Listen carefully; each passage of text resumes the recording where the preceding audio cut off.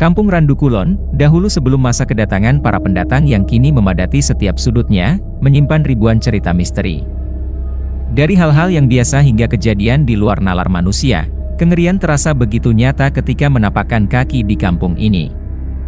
Sebagai pembuka sajian horor, cerita yang akan saya bagikan didasarkan pada pengalaman dan kisah-kisah yang berkembang dari para warga, tetangga, dan tetua kampung yang pernah terlibat langsung atau tidak langsung. Kisah horor yang pertama yaitu Sundel Bolong. Ada satu jalan di kampung ini yang bisa dikatakan paling dihindari, karena di jalan ini seringkali terlihat seorang wanita yang cantik nan jelita, tengah duduk menunggu pedagang keliling lewat. Hanya saja di punggung wanita ini ada sebuah lubang menganga. Warga kampung memanggilnya Sundel Bolong. Tidak sedikit mereka yang pernah bersaksi melihat makhluk yang satu ini. Karena kecantikannya kadang membuat seseorang tidak sadar, termasuk Cak Mun, yang dulu seringkali berjualan bakso dagangannya. Setiap kali ia akan lewat jalan itu, seolah-olah firasatnya selalu diliputi perasaan tidak enak. Namun ia tidak dapat menolak karena jalan ini merupakan akses satu-satunya ke kampung. Singkatnya, ada sebuah bak kuning atau tempat duduk yang dibangun dari semen, dan biasanya digunakan warga untuk nongkrong. Karena tempatnya sendiri berada di perempatan antara RT 03 dan RT 04, disinilah biasanya terlihat seorang wanita tengah duduk sendirian. Cak Mun yang tahu bahwa wanita yang tengah duduk sendirian itu bukanlah manusia berusaha bersikap wajar, namun setiap kali melewati wanita itu, Cak Mun selalu mencium aroma amis daging empela. Berbeda dengan Cak Mun, dulu ada penjual nasi goreng yang tidak tahu menahu tentang cerita ini, sehingga ia melewati jalan ini sendirian dan melihat wanita muda itu yang tengah duduk memanggilnya. Sepanjang malam, si penjual dibuat heran karena wanita itu sudah memesan lebih dari 7 porsi sendirian. Meski begitu, ia tidak menaruh curiga sedikit pun. Setelah selesai, si wanita membayar penjual nasi goreng dengan uang yang sangat banyak, sehingga ia berpikir bahwa malam ini sungguh mujur. Sampai si wanita mengatakan, "Mas, bisa minta tolong?" Mendengar itu si penjual nasi goreng bertanya, "Tolong apa?" Si wanita hanya mengatakan bahwa punggungnya gatal, dan tangannya tidak sampai. Meski awalnya ragu, karena dianggap tidak sopan, akhirnya si penjual nasi goreng menyanggupinya. Berbekal ketidaktahuannya, si penjual nasi goreng mulai menggaruk punggung wanita itu. Aneh, karena kulit si wanita ketika digaruk tiba-tiba mengkerut, seolah ikut tercabut. Selain itu, ada aroma empela yang sangat amis dan membuat si penjual nasi goreng tidak nyaman. Dari hal-hal seperti itulah, si penjual nasi goreng mulai merasa curiga. Sampai-sampai di kuku jarinya ia mendapati belatung. Kaget si penjual nasi goreng melihat wanita di hadapannya. Rupanya, penampilan wanita itu sudah berubah. Rambutnya panjang terurai dengan berantakan. Sementara baju yang dikenakan menjadi kain kafan panjang. Dan tepat di punggungnya si penjual melihat daging terkoyak membentuk lubang besar. Di sana ia melihat ada puluhan belatung, dan diakhiri suara tertawa cekikikan. Si penjual nasi goreng seketika tumbang, jatuh pingsan dan baru ditemukan warga keesokan paginya. Akhirnya si penjual diberitahu bahwa yang menemuinya semalam adalah jelmaan Sundel Bolong, yang memang suka usil di kawasan itu. Semenjak saat itulah, warga sepakat memberikan pencahayaan di jalan ini. Sampai sekarang, jalan itu masih terkenal dengan cerita ini, meski penampakan Sundel Bolong sudah tidak pernah terdengar lagi. Kisah horor yang kedua yaitu Kemuning Ireng, Buto. Makhluk hitam besar yang dulu suka sekali memakan gabah. Warga kampung saya memanggilnya Kemuning Ireng, atau lebih dikenal dengan sebutan Buto. Pada suatu malam, terdengar suara seseorang tampak tengah mengunyah. Semakin lama, suaranya semakin intens.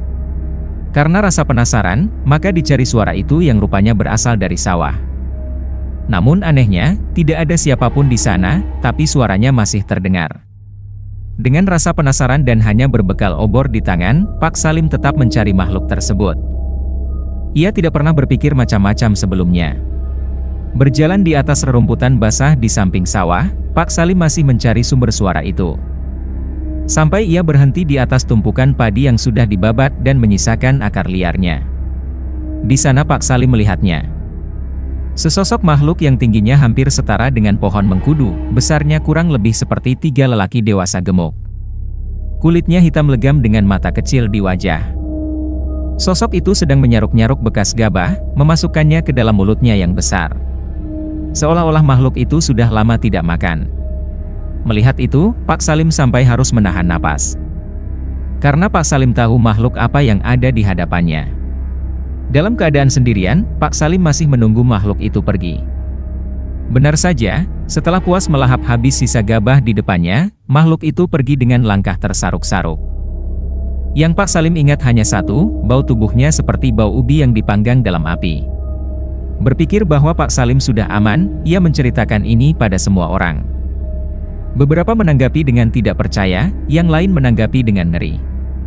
Yang membuat Pak Salim harus menelan ludah adalah ketika ia bercerita pada tetangganya. Wajahnya pucat mendengar tutur kalimat Pak Salim, seolah setiap kalimatnya seperti racun. Dengan gagap, tetangga Pak Salim memberitahu sebuah mitos tua tentang makhluk yang suka memakan gabah. Kemuning ireng, katanya. Menurut kepercayaan, kemuning ireng memang berkeliaran setiap malam. Biasanya, ia hanya memakan sisa gabah dari sawah yang baru saja panen. Dan sesiapa yang melihat kemuning ireng harus menjaga lisannya dan tidak menceritakannya kepada siapapun. Orang Jawa percaya, kemuning ireng muncul biasanya diikuti oleh pertanda bahwa di musim berikutnya sawah itu akan panen kembali dengan hasil yang lebih memuaskan. Namun, ada satu pantangan yang tidak boleh dilakukan. Sesiapa yang melihat kemuning ireng, dilarang keras menceritakan wujudnya pada siapapun. Kemuning ireng bisa mencium aroma darah manusia, dan bila malam itu Pak Salim berpikir bahwa makhluk itu tidak tahu bahwa Pak Salim memergokinya, sepertinya Pak Salim harus berpikir kembali. Bisa saja, kemuning ireng itu memang sedang mengujinya, dengan cara berpura-pura tidak tahu. Dengan kejadian bahwa Pak Salim sudah menceritakan tentang kemunculan makhluk ini, Pak Salim mulai diliputi rasa takut. Setiap malam, beliau akan berhenti di pintu rumah. Melihat keluar dari jendelanya, berharap makhluk itu tidak datang menemuinya. Malam demi malam dilalui Pak Salim dengan rasa khawatir yang bertumbuh menjadi paranoia parah. Sampai di malam yang entah keberapa, Pak Salim mencium aroma yang familiar, aroma ubi yang baru saja dibakar di bara api. Pak Salim terdiam melihat sesuatu mendekat. Pada zaman itu, tidak ada rumah penduduk yang terbuat dari batu bata dan semen. Karena rumah zaman dulu kebanyakan dibangun dari bambu atau kayu. Pak Salim hanya duduk bersembunyi di balik pintu. Menunggu dan berharap makhluk itu hanya sekadar lewat. Namun, aromanya semakin menyengat. Tidak beberapa lama, aroma itu menghilang, lenyap begitu saja. Pak Salim kembali mengintip apakah makhluk itu benar-benar pergi. Dilihatnya dari sela bambu di dalam rumahnya. Dan benar saja, bayangan yang tadi mendekat sudah lenyap. Berpikir bahwa malam ini Pak Salim sudah aman. Pak Salim bergegas menuju kamarnya. Namun, kaget bercampur kebingungan, Pak Salim melihat istrinya sedang tidur dengan dirinya sendiri. Benar, di atas ranjang, ada sosok yang menyerupai dirinya, sedang tidur bersama istrinya. Rupanya, itu bukan mimpi. Berkali-kali Pak Salim mengingatkan dirinya. Sampai ia sadar, aroma sosok yang menyerupai dirinya tercium seperti aroma ubi rebus. Disitulah Pak Salim sadar, makhluk itu entah dengan cara apa dan bagaimana sudah menjelma menjadi dirinya. Pertanyaannya sekarang, apa yang terjadi dengan Pak Salim? Kabarnya, setelah kejadian itu, Pak Salim ditemukan dalam keadaan gila. Istrinya yang pertama kali tahu, namun banyak warga yang mengatakan apa yang terjadi dengan Pak Salim karena kelakuannya tempo hari. Menceritakan apa yang seharusnya tidak diceritakan. Tetangganya sendiri menceritakan semuanya kepada istrinya. Apa yang terjadi dengan Pak Salim adalah ulah dari kemuning ireng. Dan memang kebanyakan dari mereka yang berurusan dengan makhluk ini hanya memiliki dua pilihan. Mati secara tidak wajar, atau menjadi gila selamanya. Kisah horor yang ketiga yaitu, Hantu Wergoel. Waktu saya masih kecil, saya selalu diperingatkan agar tidak pernah melewati sebuah jalan yang disebut kebun bambu. Tempatnya sangat luas, dan tentu saja, dipenuhi oleh pohon bambu yang sangat lebat. Ketika petang, kebun bambu sangat gelap, mencekam, dan mengerikan. Lokasi kebun bambu sendiri bisa dikatakan hanya berjarak beberapa meter dari pemakaman kampung. Disinilah seringkali terdengar bahwa ada makhluk lain yang senantiasa menjaga tempat ini. Warga kampung memanggilnya Hantu Wergoel. Konon, bila melewati kebun bambu seringkali terdengar suara layaknya suara bambu yang bergesekan tertiup angin.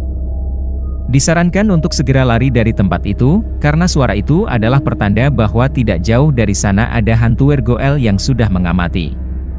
Menurut mereka yang pernah melihat atau bersinggungan dengan makhluk ini, wujudnya menyerupai binatang, tingginya sama dengan tinggi ayam kampung, kecil, namun ia berdiri layaknya manusia. Memiliki kepala dan wajah menyerupai monyet, dengan bulu hitam yang lebat, kakinya bersirip layaknya bebek, dengan tangan yang kuku jarinya panjang dan hitam legam. Yang menjadi pertanyaan, apakah makhluk ini berbahaya? Jawabannya, makhluk ini sangat berbahaya, bahkan salah satu yang paling ditakuti oleh warga kampung. Dahulu saat makhluk ini sering menampakkan diri, ia dapat mencelakai bahkan berujung pada kematian. Saat saya mendengar cerita ini dari tetangga yang kebetulan rumahnya tidak jauh dari kebun bambu, beliau bercerita bahwa pernah ada yang meninggal karena makhluk ini. Mereka yang meninggal karena makhluk ini dapat dikenali dengan satu cara, yaitu meninggal dengan mata dan mulut terbuka lebar. Itu pasti ulah makhluk ini. Pernah saya mengalami langsung kejadian dengan Wergoel, namun itu adalah hari yang sial bagi saya, dan menjadi satu kenangan yang tak akan pernah saya lupakan. Ceritanya, waktu itu saya mengaji di sebuah pondok pesantren baru. Banyak anak desa saya yang dipaksa untuk menimba ilmu di pondok itu, meski hanya sebatas belajar mengaji. Sejujurnya, saya enggan mengaji di sana, bukan karena apa-apa, namun karena tempatnya harus melewati area pemakaman dan tentu saja kebun bambu. Saya berangkat setelah maghrib, dan sialnya, waktu itu cuma ada 3 anak yang pergi mengaji, saya, Udin, dan Jamal. Kami berangkat bersama-sama. Sebenarnya, sebelum Isya seharusnya kami sudah pulang, namun karena terkendala sesuatu akhirnya kami baru bisa pulang pukul 9 malam. Setelah bersiap pulang, tidak lupa kami membawa obor sebagai penerangan jalan, karena zaman saya masih kecil, tidak ada yang namanya lampu jalan. Melewati areal pemakaman bikin saya tidak nyaman. Berkali-kali saya bilang permisi meski dalam hati. Bukan hanya saya, Jamal dan Udin pun sama. Kami semua tidak mau memandang area pemakaman yang selalu tercium aroma melati. Ketika sudah sedikit berjalan jauh dan meninggalkan area pemakaman, tibalah kami di kebun bambu. Benar saja, baru saja menginjakkan kaki di kebun bambu, angin dingin berhembus begitu saja, membuat api di obor kami perlahan bergoyang. Lalu, tiba-tiba, kami semua mendengar suara gesekan pohon bambu yang sangat aneh. Kami berpandangan satu sama lain, tahu apa yang akan menimpa kami. Tanpa pikir panjang, saya langsung melihat ke sana kemari, bersiap mengambil ancang-ancang untuk segera meninggalkan tempat ini. Udin yang pertama lari, diikuti Jamal, dan terakhir saya. Entah apa yang saya pikirkan, malam itu jauh lebih gelap dari biasanya. Saya lari tanpa memperdulikan sandal yang terlepas dari kaki saya. Sandal bisa dicari besok hari, tapi kalau nyawa, kemana saya harus mencari?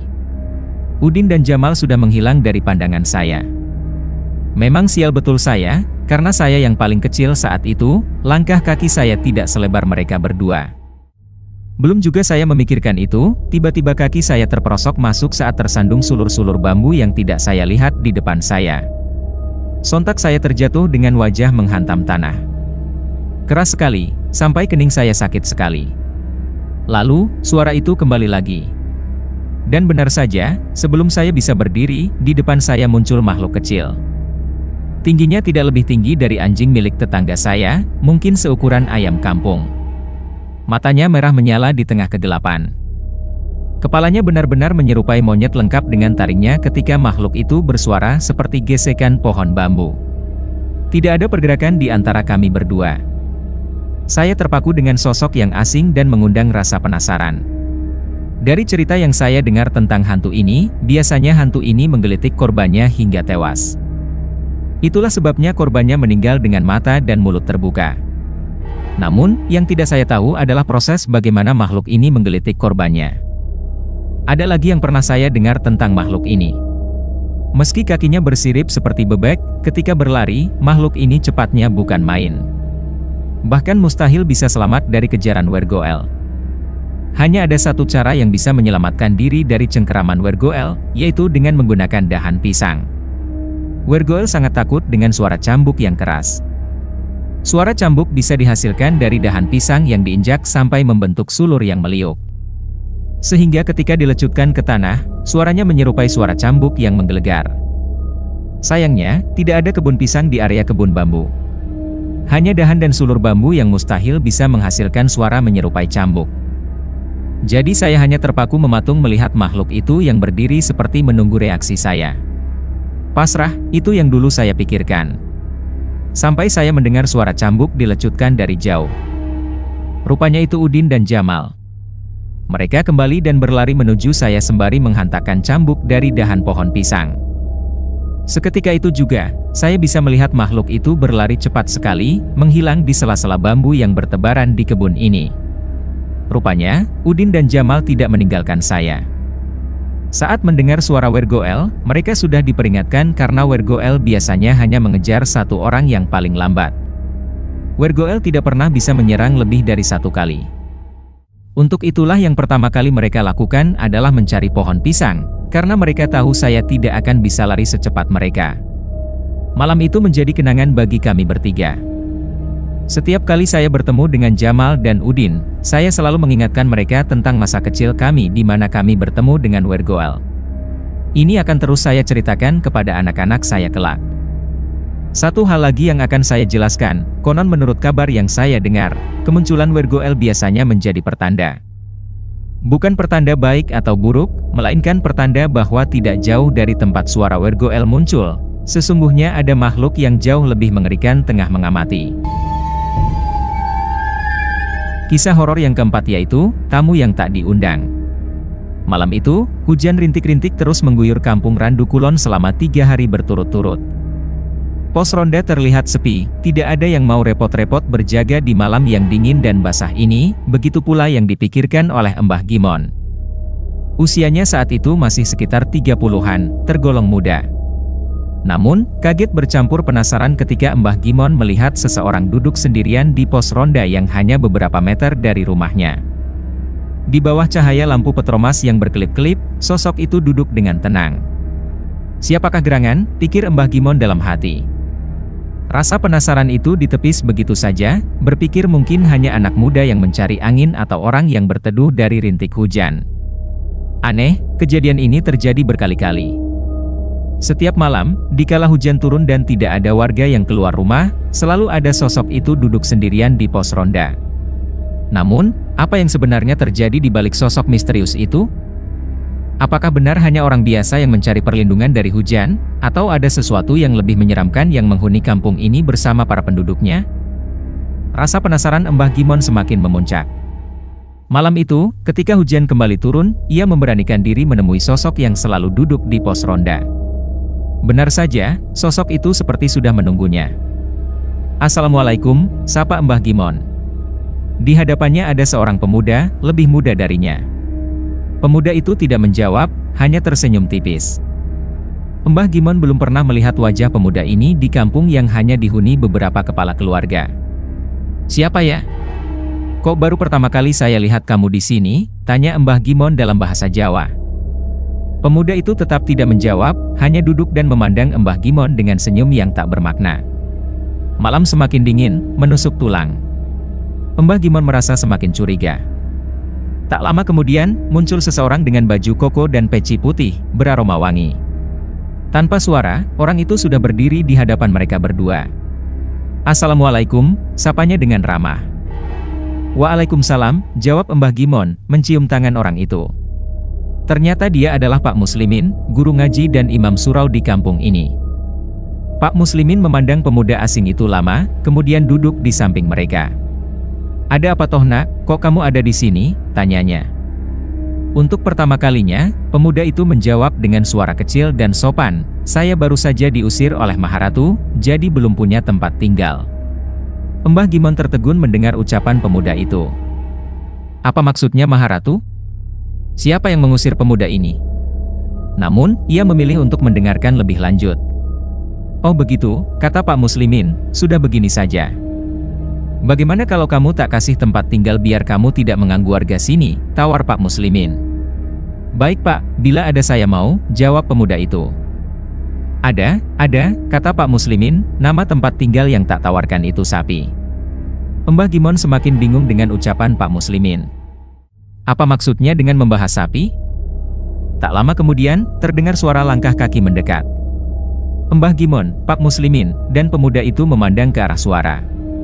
Ternyata, Mbak Pah, istri Pak Muslimin, baru saja datang. Aduh, Pak, ini loh saya bawakan payung. Khawatir Bapak belum pulang dari tadi, katanya.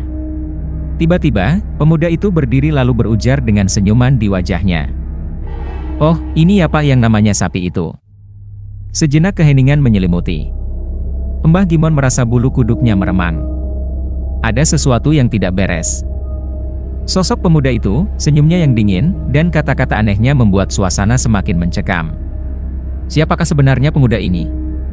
Pemuda asing itu tiba-tiba lenyap begitu saja, menghilang tanpa jejak. Mbah Gimon terkejut setengah mati. Baru kali ini dia melihat seseorang bisa menghilang di depan matanya. Berbeda dengan Mbah Gimon, Pak Muslimin terlihat panik.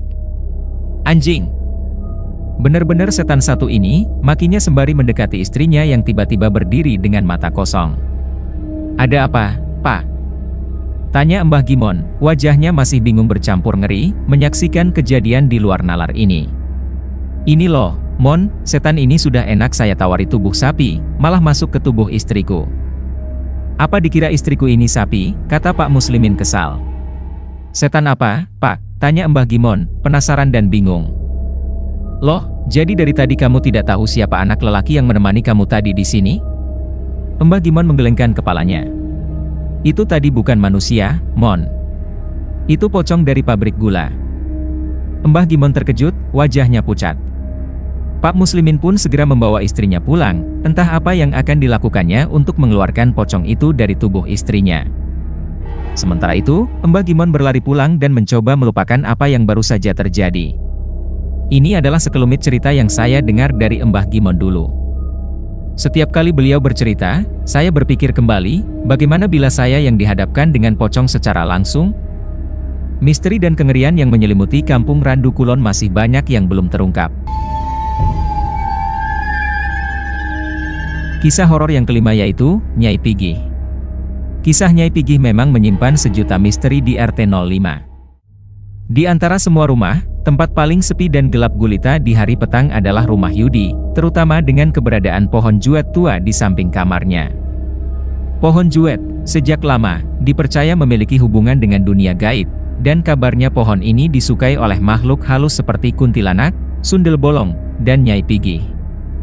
Yudi pernah mengalami momen menyeramkan dengan Nyai Pigih yang diakininya berada di pohon juet itu.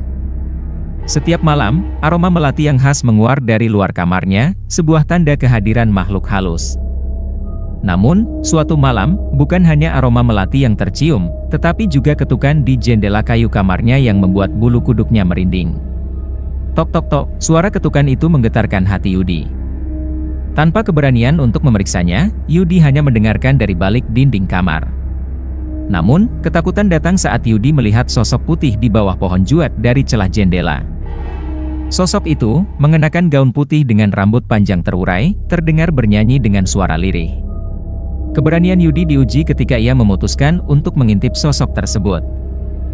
Meski memancarkan ketakutan, Yudi tetap terpikat oleh sosok itu yang seolah menyanyikan lagu yang merdu. Namun, ketika sosok itu membalikkan wajahnya, ketakutan melanda. Semenjak kejadian itu, Yudi merasa bahwa Nyai Pigih terkadang mampir ke kamarnya. Yang paling tidak bisa ia lupakan adalah saat ia melihat Nyai Pigih duduk di almari bajunya, menatapnya dengan bibir tersenyum, seolah memberitahu bahwa eksistensinya nyata di hadapan Yudi.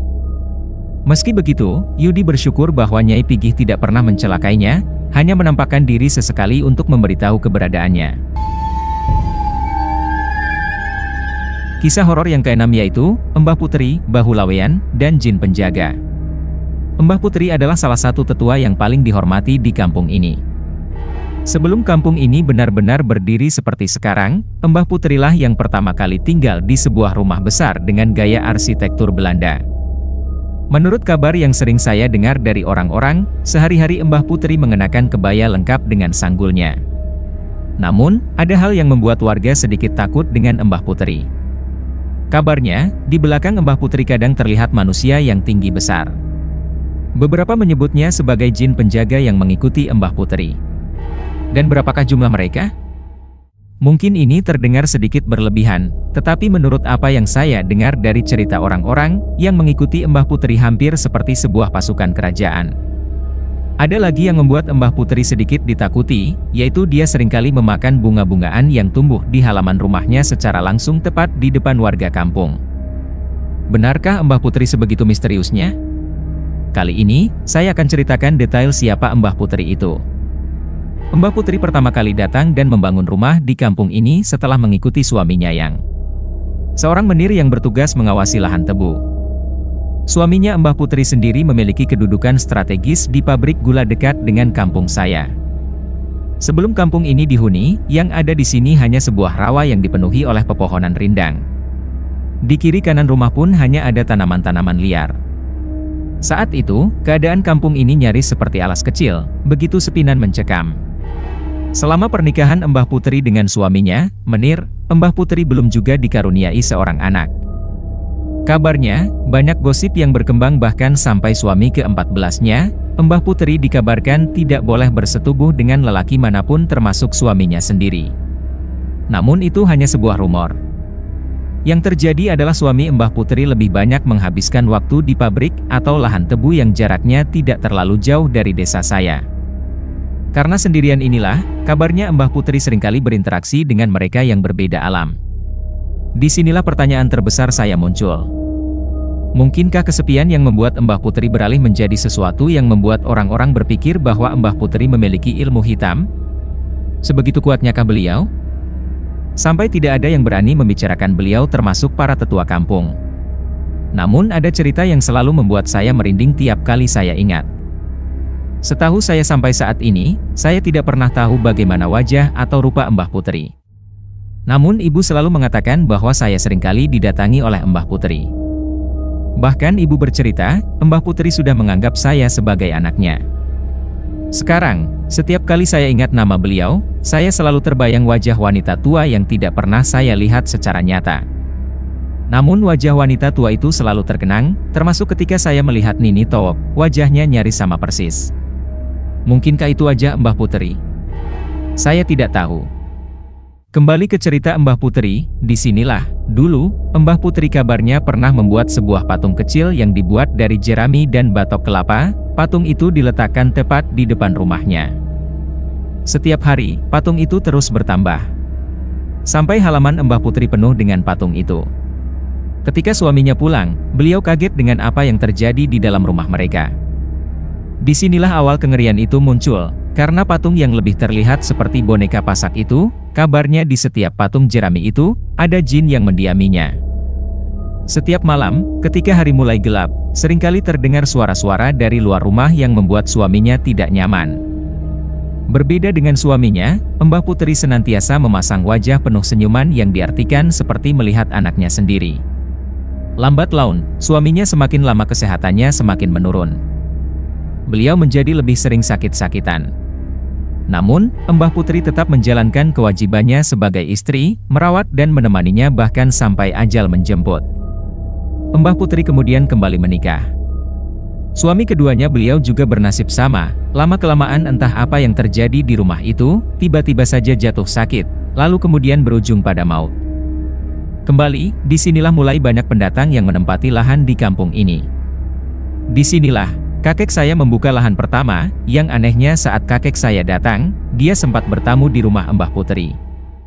Kakek saya bercerita bahwa waktu itu, rumah Mbah Putri kabarnya ramai oleh suasana yang tidak mengenakan.